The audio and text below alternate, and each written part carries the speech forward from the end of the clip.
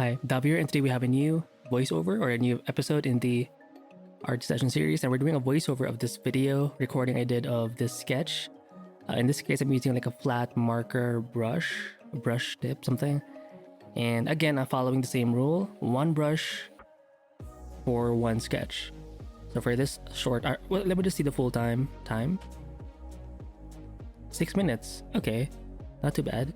So I was recording this in my iPhone, but the thing is, I mentioned this in the previous episode, it has a bit of a glow for some reason. Anyone have any ideas why that is? Because compared to like the previous batch, it did not have this glow. So I'm guessing it's something, it has to do with my lamp, or maybe my iPhone settings was like fucked up. I played maybe, or I messed something up. But anyway, in this sketch, I was trying to start with like a silhouette instead of doing like line art or some kind of gestural lines to sort of find like the limits of the whole thing. I started with just big shapes, right? And then once I have that big like overall silhouette, it's still somewhat loose, and then I paint in the lighter values. Kind of like in the previous video for this batch anyway, I'm focusing on drawing, painting, sketching with references. So in this case, I forgot who the artist was. Maybe it's somewhere in my whatever. But for me, what helped me do this was opening up Pinterest, because I was struggling to find reference, like what should I paint. That was kind of my thinking. Like I was so pressured to figure out what exactly I should paint, so I just relied on Pinterest. So I opened up Pinterest, and I just found or picked the most interesting image at that time. So for me, it was like this mecha. So I'm basically referencing someone else's mecha, although it's way simplified, and you won't even know the artist who did this, just because it's my version is just not even close. But maybe if you look at the silhouette, you might see, oh, the pose is kind of similar and stuff like that. But basically, it's like purple in the main reference. It was like purple, but it's just really intricate, especially the body. But yeah, so I do like this way of painting where you have one brush and you change it, where you can change the size easily. So in one moment I'm using a big brush, in the other moment I'm using a much finer brush. It's very like dynamic, but it does encourage you to become more painterly, I guess. Like you have to be a bit more hands-on. It isn't like the typical approach where you have line art first, and then you do some flats, and then you add the shadows. That's a very different approach. Excuse me, I had a hiccup compared to this guy. Now, I do think it's nice to have, sometimes it's nice to sketch with like a flat brush that's fixed, but in this case, kind of like the previous episode, both of these brushes have a pen tilt. So just try setting, especially if it's a flat brush. I think it looks better if it's on pen tilt. In Photoshop, you have a version called, or you have direction of pen, or initial direction, something like that. That's also good. The directional one, where it's kind of flat, it looks kind of boring sometimes, or I don't usually use it just because it doesn't look as good. But yeah. But the thing is, when you have pen tilt, in a way you kind of work more because you have to be aware of like the tilt. So it's maybe it takes some brain power. I don't know if that really matters, but I do think because it's different when you have like a basic round brush or a fixed brush. You're not really thinking about pen tilt because you don't have it. You know, everything is just like in one position. So maybe that can help make painting a lot easier. So maybe if we're struggling, just keep the brush like in one place. Like don't change the position. You know, you can change the angle, but it's like fixed in one position. So yeah, maybe I'll try that next time instead of using pen tilt. Who knows? But right now, oh, by the way, all of this is in grayscale. I'm not trying to use color, and maybe that's why it was easy to sketch it a bit. I did have an easier time sketching it only because I wasn't really thinking about, you know, colors. It was all about like values, black, white, and obviously lots of grays in between. Again, I'm not really designing anything because I'm referencing someone's work, but it helps me sort of get the understanding of the massing of something. Right? When you're trying to study like the silhouette, like you learn a bit of the visual language that the artist does. Now, obviously, because of the short session that I did, I'm not gaining a lot, but the main thing I'm getting here is maybe like the silhouette, right? How the paddings are for like the arm, like how big it is compared to like the body, how the legs kind of angle, right? For example, if you look at this leg right here, it's kind of an interesting leg, right? You see this a lot of mechs. It's not like a normal humanoid leg. Like you see something sort of protruding in the back and then going in the front. It's like a bird, like a dinosaur.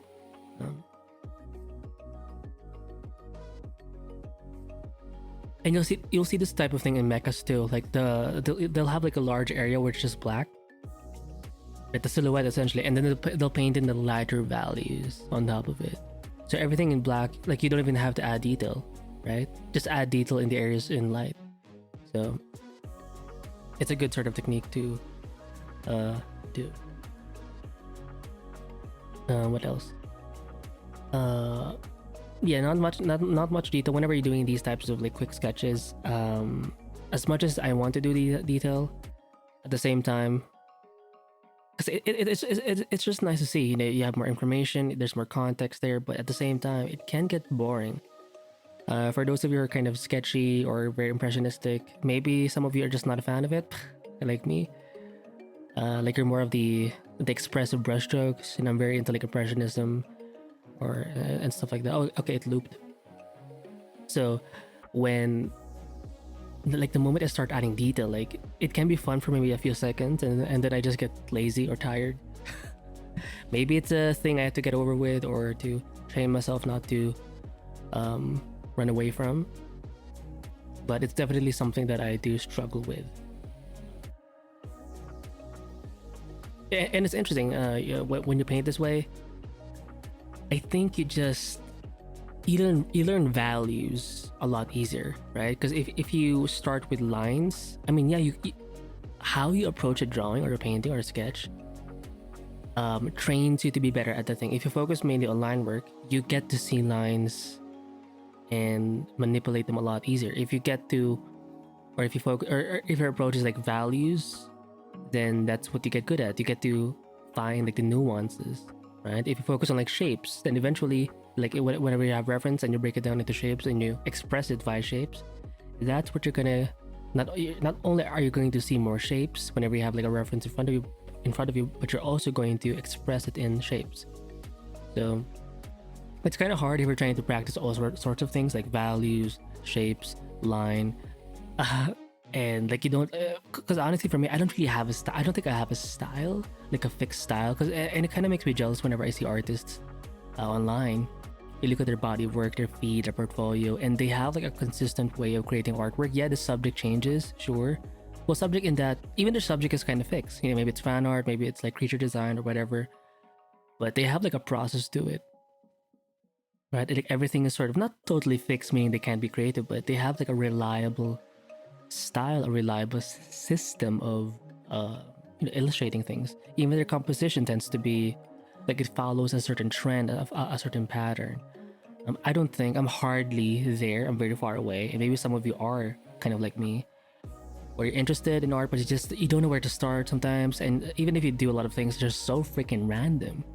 And maybe you want to do so many things because maybe you're into concept art, maybe you're into manga, maybe you're into fan art, maybe into I don't know, editorial artwork, fashion design, traditional paintings, watercolor paintings or oil paintings. Maybe you're into like sketchbook drawings, with your pencil or your ballpoint pen or whatever. Maybe you like doujin, not super work art like myself. It's just a lot of things. Abstract art, graphic design, architectural art, interior design art. It's so much.